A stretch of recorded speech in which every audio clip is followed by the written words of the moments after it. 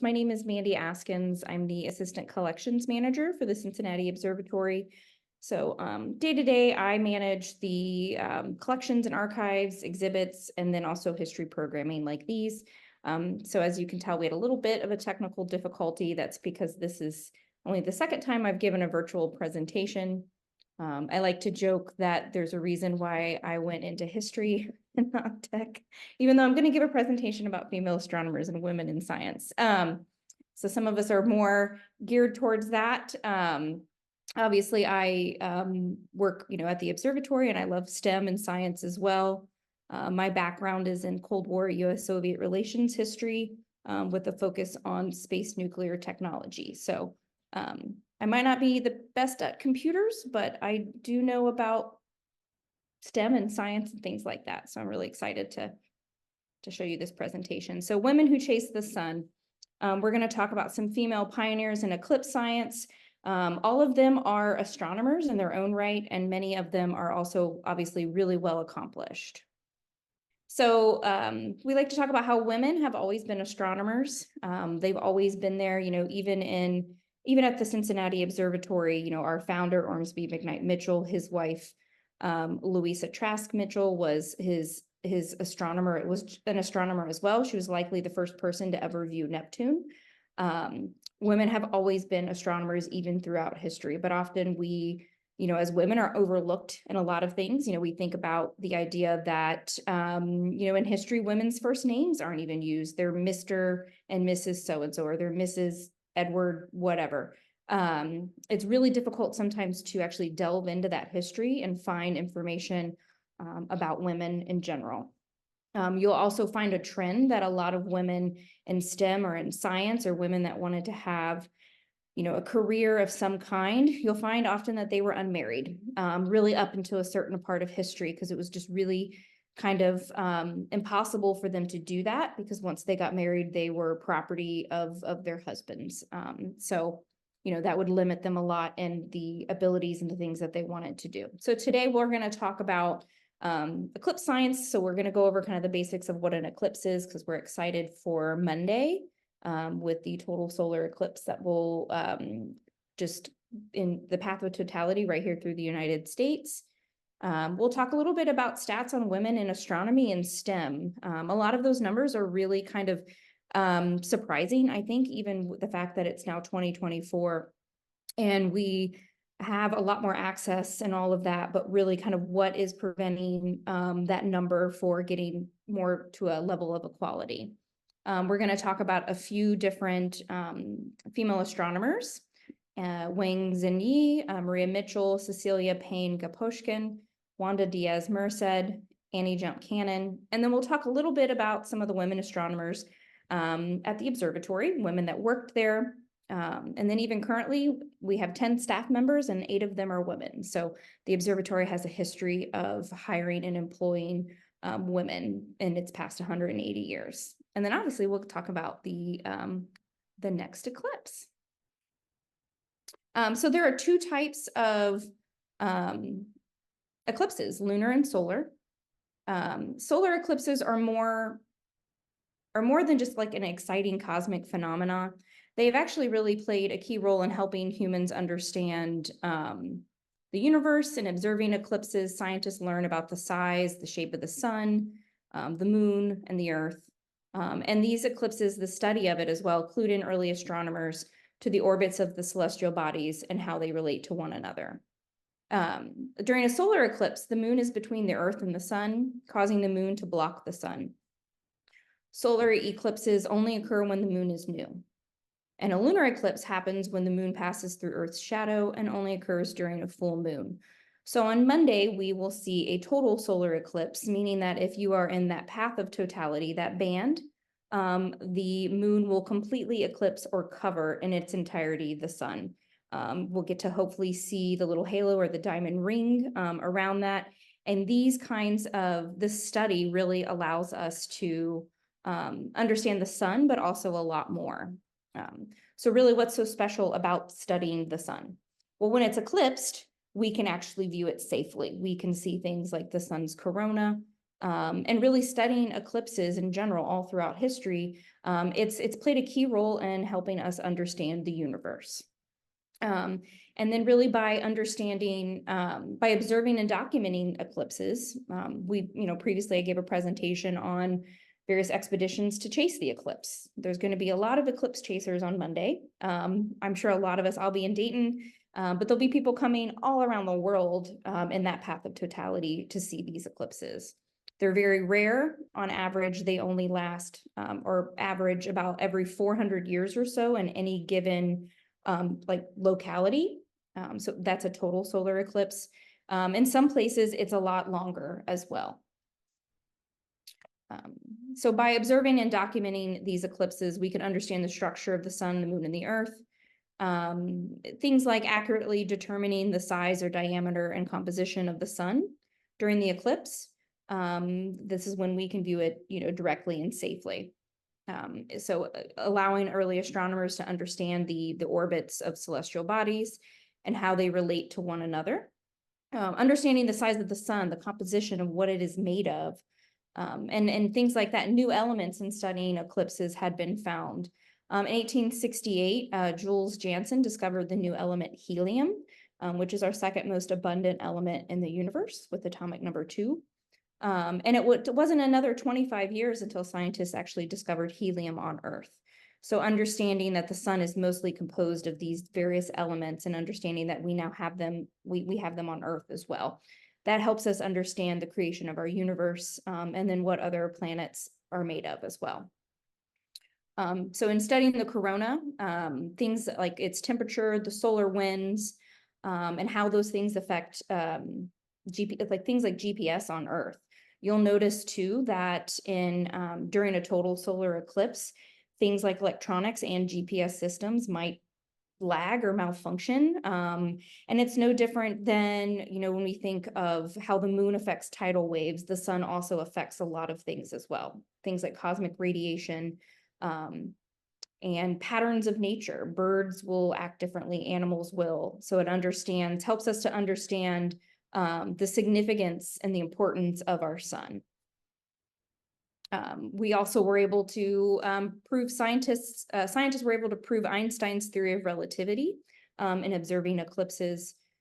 So the theory of relativity states that when light shifts as it passes a massive body, the lights from stars shift before, during, and after during a solar eclipse. So, that theory was proven in viewing these eclipses. And Einstein reasoned that if astronomers compared photographs of the stars taken during a solar eclipse when the sun was present between the Earth and the stars, 2 photographs of the same stars taken during nighttime when the sun was not between the Earth and the stars, the positions of the stars would appear to be shifted. And if the positions of the stars differed between the 2 photographs, this would indicate that the sun's gravitational field was the curving path of light of those stars. So understanding how that light actually curves then proved that theory of relativity. Studying nature, it's not just on Earth, but it's an uncommon condition. We don't have a lot of these total solar eclipses or eclipses in general. How does things on Earth, how are they affected by these kind of uncommon conditions? Photosynthesis of plants, understanding the need for that cosmic radiation, the need and how that photosynthesis works. Obviously, animal behavior. So I do like to tell people that when they are viewing eclipses, either partial, annular, total, especially during total, kind of listen around. I know it's hard because you only have like a 2 to 4 minute window, but pay attention to how nature will act, especially birds or other animals. They'll get very quiet. I've heard that some people, depending on the day and how much, crows will start, roosters will start crowing and stuff like that. And it also helps us understand our circadian rhythm and the need for night and day within humans. So here's a quote I really like. And it's interesting, when I gave this presentation in person, I think majority of my audience were women. So I think we all kind of laughed. No, women scientists are not dowdy spinsters, but it really plays into that idea of why we do not have so many more women in STEM today, because there is this kind of perceived notion that STEM is more manly, or science, technology, engineering, and math. Astronomy falls into that. In 2013, a New York Times article reported that the year before, in 2012, researchers at Yale published a study proving that physicists, chemists, biologists are likely to view a young male scientist more favorably than a woman with the same qualifications.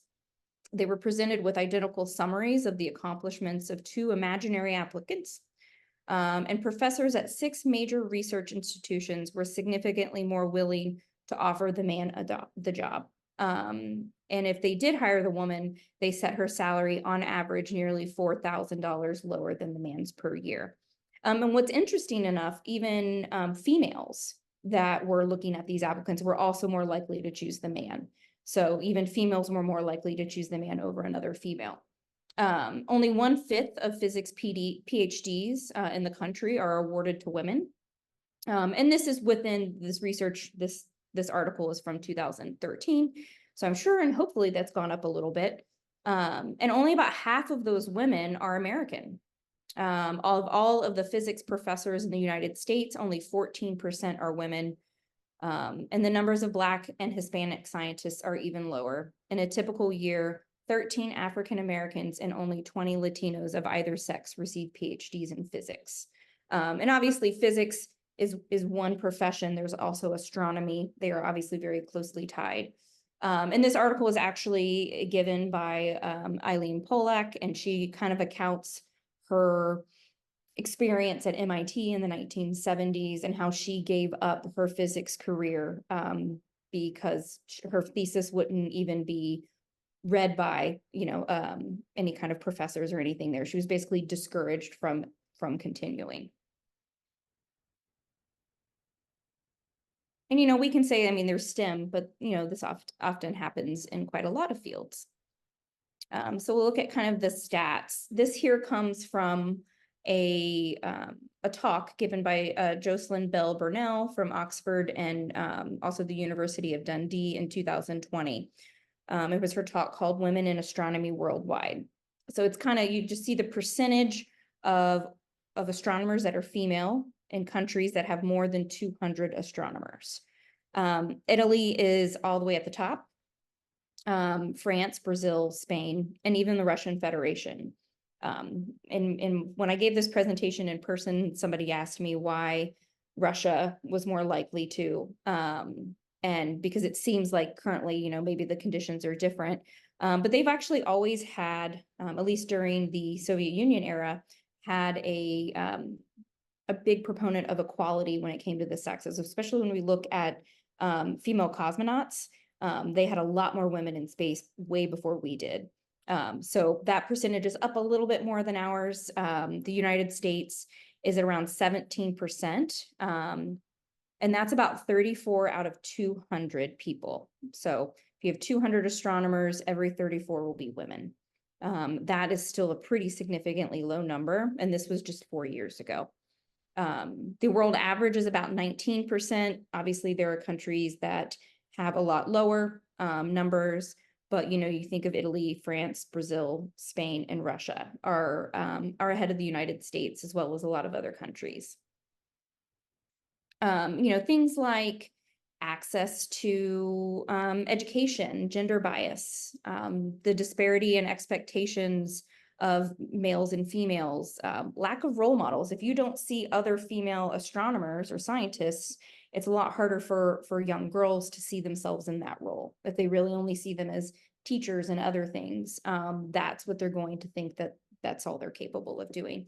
Kind of the, access to resources, which can be said for any education, perceived mismatch of goals and values, societal norms, discouragement, lack of exposure, having talks like these in hopes that, and all the other education that we do at the observatory, we hope that then that will also reach all children and all people, but obviously also hopefully inspire a future of generation of women that would like to go into STEM. Women only make up about 34% of the workforce in STEM. and men still vastly outnumber women majoring in most STEM fields in college. And it's interesting because these are some, STEM field careers are some of the fastest growing and highest paid jobs of the future, especially like computer science and engineering. And, we're looking at around 70% of those jobs are held by men. So, a lot of that is just having that equality and having that equity in bridging that gender gap allows different viewpoints. It brings in, different ideas and things like that. I always like to, my children don't like it when I make the joke about, when I use power tools and I said, well, this was designed for a man, we need women designing things like tools and, maybe they'll make the batteries a little bit lighter. We can make an iPhone very light. We can make a power drill light. So, it seems, and it was only just a few years ago when we started using crash test dummies that were actually shaped like women. The traditional or average female has hips. It's shaped a little bit differently. It was only just a few years ago. So up until then, they were using a scaled down model of a male. So women had higher deaths in car crashes and things like that. But having women on those teams designing those things, then those questions will be, will come up and they'll be like, oh, well, maybe we haven't thought of that. Maybe we should have one like, shaped like a female. And then, you got to think about kind of the history of it. Why aren't women in these fields? Well, it wasn't until 1972, just 52 years ago, when Title IX went into effect, which prohibited sex-based discrimination in educational institutions. And we'll talk about a couple of females here too, where they weren't even awarded a degree because they didn't award degrees to women.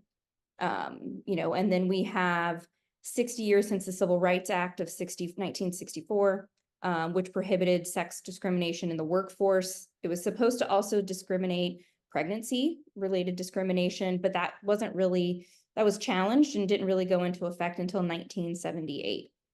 Things like it was only 50 years ago that a woman could not, finally, when she got the ability to apply for credit without the permission of a husband or a male relative. So 50 years is not a long time. And in order to actually really kind of change that, especially getting women in STEM or other fields or like bridging that gap, these things help, but it will take time. Okay. And then Margaret as well, I have the chat up. So, and anybody else in here, if you have questions, you're more than welcome to type it in there and I can answer those as I go. So we're going to talk about Wang Xinyi. She only lived to be about 29.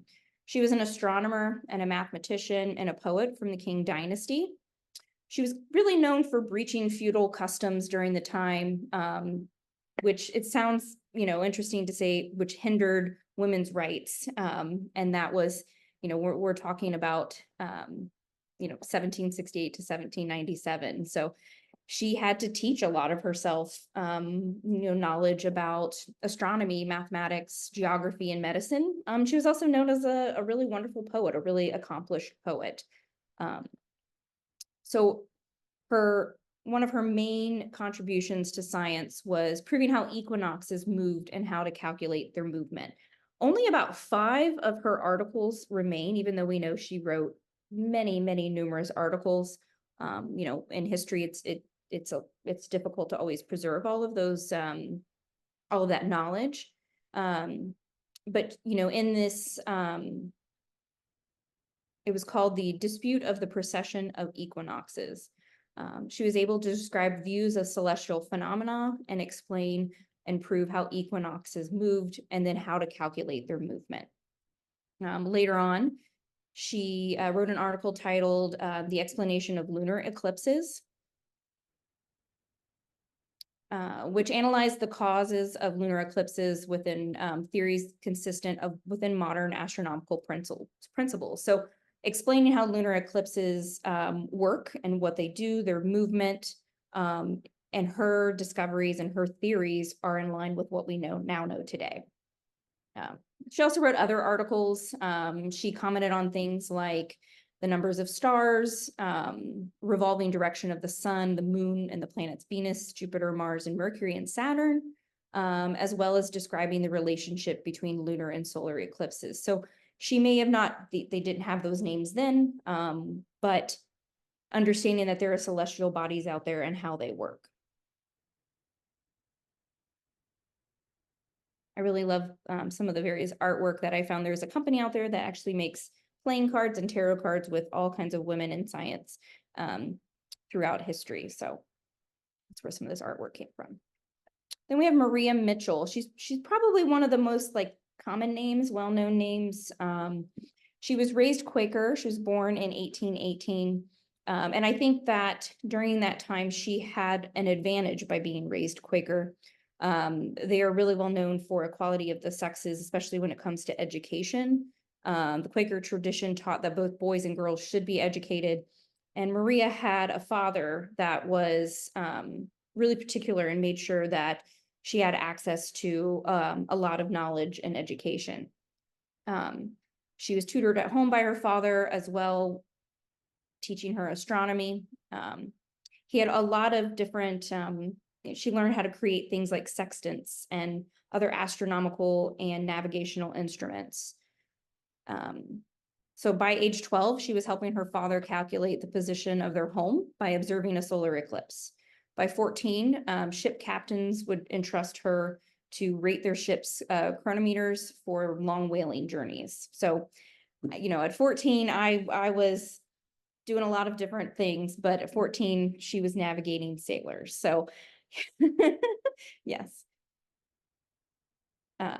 So we do know her as an astronomer, as a librarian, various career fields that she had throughout time, a naturalist and an educator. In 1836, she began working as the first librarian of the Nantucket Athenaeum. So she held that position for 20 years. 20 years she was a librarian. And then later in 1847, which I think is what she's most known for, discovered a telescopic comet, which is a comet that cannot be seen with the naked eye. And she was later on awarded a medal by the King of Denmark for this. Initially, she published under her father's name in the Silman's Journal in January of 1848. And initially they attributed it to him. And then not long after, she submitted all of her calculations, the comet's orbit, which then assured her claim that she was actually the original discoverer of the comet. And then later it was renamed Miss Mitchell's Comet. So in this award by the King of Denmark, it made her the first American to receive this medal and the first woman to receive an award in astronomy. She ended up becoming kind of a celebrity of sorts. So, you know, she discovers this and she has a home, and she also never marries. She entertains a lot of prominent academics in her home, including Ralph Waldo Emerson, Herman Melville, Frederick Douglass, Sojourner Truth. She was a big proponent. She was, you know, anti-slavery, big suffragette as well. So around a lot of these really, you know, prominent people and academics, pretty much her entire adult life. In 1849, she accepted a computing and field research position for the U.S. Coast Survey, which was at the U.S. Nautical Almanac Office. Her work consisted of tracking movements of planets, particularly Venus, and compiling tables of their positions to assist sailors in navigation, which we know she had experience at age 14 from that. So she's also internationally known to work as not just as a professional astronomer, and later on a professor of astronomy. She accepted a position at Vassar College in 1865, and then later named director of the Vassar College Observatory. We actually have some really wonderful photos of her here. This would be her right in the middle, and then also over here. A lot of people have noted that this picture here, which would be on your right, looks very similar to our Mitchell building in some ways, kind of the entrances. Observatories were built fairly similar around that time. She held the position at Vassar College for more than 2 decades. She also edited the astronomical column, The Scientific American, which we now know that's still a magazine, founder of the Association for Advancement of Women, and the first woman member of the American Academy of Arts and Sciences. I feel like I could probably just talk about her for an hour and just her resume would go on forever and ever and ever. But, you know, she attended things like anti-slavery conventions in Nantucket while Frederick Douglass made his first speech, and became involved in that movement by boycotting clothes made of Southern cotton. Later became involved in the women's suffrage movement and education of women, and was friends with Elizabeth Cady Stanton. So, you know, that's also really neat. So we will go on to the next one. I think she's probably one of my favorites, Cecilia Payne-Gaposchkin. She was a British American astronomer, born in 1900. And she was interested in science as a young woman. However, she was not sure which science excited her the most. She ended up winning a scholarship to Cambridge University, where all of her expenses were paid for. And at Cambridge, she attended a lecture given by Arthur Eddington, who was an English astronomer, a physicist, mathematician. And in his lecture, he spoke about the recent expedition to observe the solar eclipse in 1919. So I really hope that this next solar eclipse also excites other women and be like, I have to become an astronomer now. This is just so interesting. But the solar eclipse in 1919, when we talked about before how eclipses were studied to prove Einstein's theory of general relativity, it was that eclipse, the one in 1919. So this lecture by Eddington really just kind of amazed her. And at that point, she realized astronomy was the field of science that she wanted to pursue. She said it was a complete transformation of her world picture. And she found that when she went to her room that evening, she could write down the lecture word for word. She was just so enamored. She ended up going to finish her studies at Cambridge, but she was not awarded a degree from the university due to her sex. Cambridge did not give women degrees until 1948. So at that point, she really understood that women in England would not have kind of the same opportunities in other places. She really had a small chance at becoming a professor, maybe just a teaching role or an assistant, a lot of assistants. So in 1923, she moved to the United States, and that's where she lived for the rest of her life. In the US, she met Harlow Shapley, the director of the Harvard College Observatory. And you will find a lot of books written by him. We have quite a lot of them in our collection as well. He's a really well-known professor of astronomy and just general, very knowledgeable of the field. And he had just established a new graduate program. At that time, Harvard had a separate women's college called Radcliffe College. And in this program, she was able to study astronomy and participate through a fellowship program.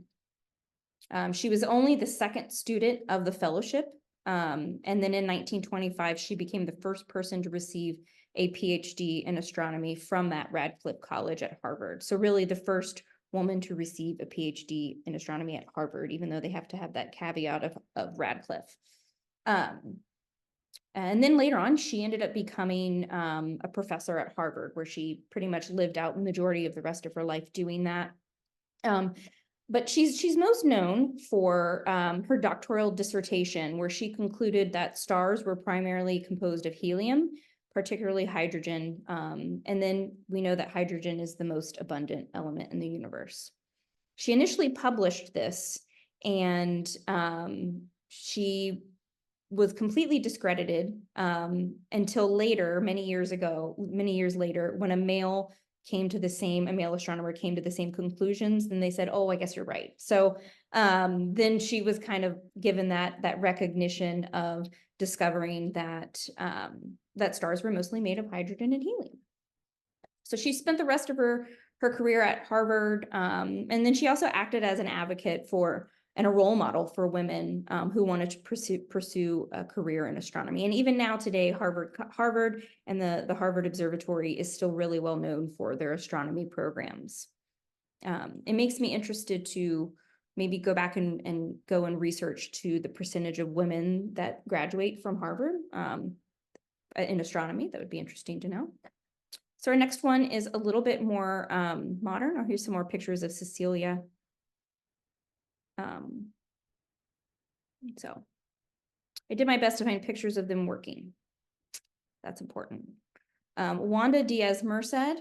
She's more modern astronomer. She's very inspiring. You can watch her TED Talks as well. So she's an astronomer. She's born in Puerto Rico, and she later became blind in her life. And she's best actually known for using sonification to turn large data sets into audible sound. So you can hear eclipses. And she's currently working at the European Gravitational Observatory in Cassina, Italy, and is also the director of the Arecibo Observatory in Puerto Rico. So she lost her sight around in her early 20s or so, and her idea that she always wanted to be an astronomer, she really thought that wasn't going to happen. It's a really visually oriented scientific field. And then she discovered sonification. A way to turn these large data sets into actual audible sound using pitch, duration, and other properties. She later on became kind of a leader in, she was named one of the 7 most trailblazing women in science by the BBC. And then now we can use this sonification as another way to study astronomical data. And now she is working she also worked at the National Astronomical Observatory in Japan, the South African Observatory's Office of Astronomy for Development. So also another woman that's still present. Her resume goes on and on. But I would definitely recommend listening to her TED Talk and kind of, going through and you can actually listen to the data sets as well. So kind of understanding that making astronomy accessible to, people of all abilities. And we'll go next to another one who's quite famous as well, Annie Jump Cannon.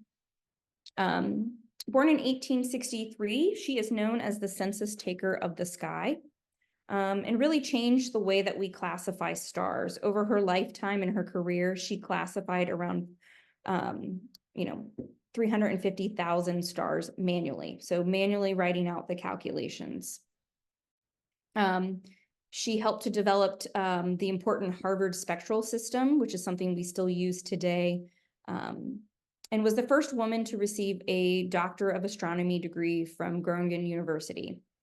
The first woman ever also to receive an honorary degree from Oxford, which was, so we actually can call her Dr. Cannon.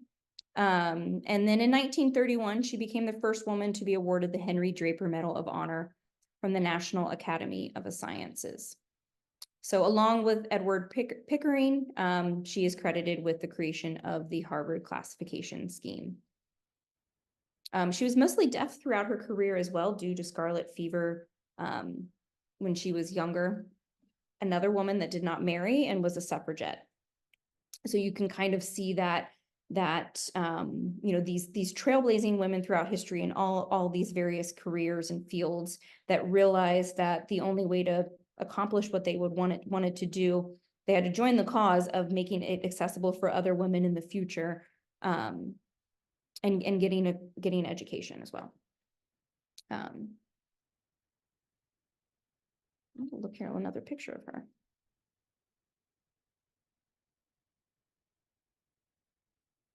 She was also named in 1911 the curator of astronomical photographs at Harvard College Observatory. So she had quite a different few careers and professorships throughout her career there. So you can see her actually classifying. So it's interesting, and you also see this at the observatory throughout history too, women that worked there. We often call them computers. This is before we have calculators, even modern calculators. A lot of these calculations were done by hand until we got, manual calculators. And then obviously the computers that we have today. Annie was a little bit different. These plates of photographs would be taken of the sky. And from there, she could tell, they said she was so precise that she could classify a star in like a matter of, very short period of time. And a lot of that is determined on its color or just kind of the components of how that is, the photograph is, depending on what type of star it is. And you can see her doing that there at the bottom right. So women astronomers at the observatory, we're actually going to have an exhibit open in June that will kind of highlight all of these women, as well as other women that studied at the observatory, and other women in Cincinnati. Hopefully, we're kind of still researching some of that played a really big part in astronomy in Cincinnati and nationally and globally. So Louise Trask Mitchell, the wife of Ormsby, she's quite interesting because she in Ormsby would stay up all evening, and because that's, astronomers have to be up all evening, and they would get a nanny for their 6 children. And she was often the one at the telescope while he was the one writing down what she was viewing. So an astronomer in her own right, for sure. And Ormsby also, through his letters and things like that, we have that information and that research that he credited her with quite a lot of knowledge and discoveries as much as him, and likely the first person to view Neptune through a telescope. Then we have Louise Stroutman Smith. She was Louise Stroutman and then met Dr. Elliott Smith at the observatory. She was also a computer, but she had a graduate degree, as do most of these women. The rest of them that I will name after Louise had a graduate degree in mathematics, and could do manual computations. So she marries Dr. Elliott Smith, who eventually became the director of the observatory, one of our directors. Same thing with Elizabeth Carrington Yao. She had a graduate degree as well, and worked alongside her husband quite a lot. And we even have photographs, from Eclipse expeditions where the women are working just as much as the men to set up equipment, taking data, and observing in their own right. Fanny Gaston, which I'm very excited in the future to give presentations where I get to include Fanny Gaston. She is a lady that you would not want to cross. We have so much of her research, and she is frighteningly intelligent, but also kind of just, she was a teacher and was kind of known to be a little strict. So, and she also was an avid painter as well. We actually have one of her portraits, fine art portraits at the observatory, of the observatory buildings and grounds. So she taught for quite a lot of places, including the Brown School for Girls in Glendora, California. Antoinette Kettenacker, probably my favorite out of all of them. She never married, so she was simultaneously going to college, worked at the observatory as a computer, while also being published in a lot of the observatory publications, and running her family's, or helping to run for a while, and then eventually ran her family's carpet business. So we actually have records of where she lived and all the property that she owned in various parts of Cincinnati.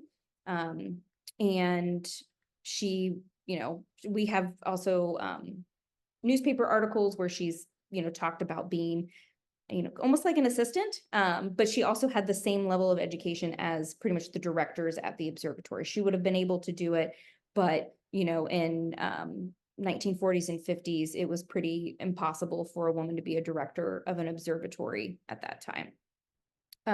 Yes. And then we have Anne Lorbach, who was the second wife of Dr. Paul Herget, also worked at the observatory. So we have a lot of this, love and, people that marry, marrying your coworkers, I guess. That's not uncommon throughout history.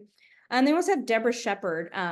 So she actually helped astronomer Paul Knorr, who worked at the observatory, believe it was through the 80s and 90s, and helped in the restoration of our 2 historic telescopes. And she currently works for the National Radio Astronomy Observatory. I'm probably going to get the name of that wrong, but she is an astronomer and still actively works in the field. And then, like I said before, we have Nicole here, who you saw briefly, degree in philosophy and also teaches. And my background's in history, and I've been in museums for 12 years. We have educators that have studied all kinds of things. And we have our very first director, our executive director, Anna Heeman. She's the first female director. And she has a master's degree in MBA. So we have a lot of really highly educated women, as we have throughout history, still working at the observatory. So who knows what will happen next. And the two men that do work there, they tolerate it, but it's fun. So here we can see the path of the solar eclipse. We saw the one on your left was the annular that was last October, and then the one on your right is going to be the total solar eclipse. It will pass through obviously parts of Ohio, Indiana, and you can see that whole swath there. So Cincinnati will not be in the path of totality. So we highly recommend that if you're able to drive, even a short drive, to please go see it. Seeing 99% totality, which I actually think Cincinnati is in it's more like between 96 to 98. It's not quite, it's not going to be complete darkness. It's not totality. So please, the likelihood to see something like this in your lifetime again, unless you actively seek it out, is statistically not going to happen. If you were someone that lived hundreds and thousands of years ago, this would only happen, on an average every 400 to 800, in some places up to 1,000 years. So pretty spectacular. And we're all excited, and we're all crossing our fingers that it will not be cloudy like it has been all week. So. And then, when we look towards the future, we're giving these virtual classes, our history at home. A lot of these presentations will also be given during our lunchtime series, which is History Bites. I've already given a couple of those this year. And then we also have History Bites at night. So it's an evening presentation. The next up will be on, we have a History Bites at night with the Miami Center from Miami University, and they'll present on their cultural aspect of the night sky. That's on April 24th. And then we have May 17th, we're going to start a new kind of topic, which is the mythology of eclipses. I'll talk about sci-fi as well. We see a lot of H.G. Wells talking about eclipses and other science fiction. And then, we have our Women at the Observatory exhibit opening up. Later on in the year, I'll also be talking about Ohio's contributions to space exploration, the origins of that, including the observatory, and as well as other inventions, including space nuclear technology here in Southern Ohio. So quite a lot of other topics. So I hope you all enjoyed this evening. And again, if you have any comments, please type them in. And you're also welcome to also, contact us if you have any questions. My email is just mandy@cincinnatiobservatory.org. And really look forward to, presenting you another topic in the future.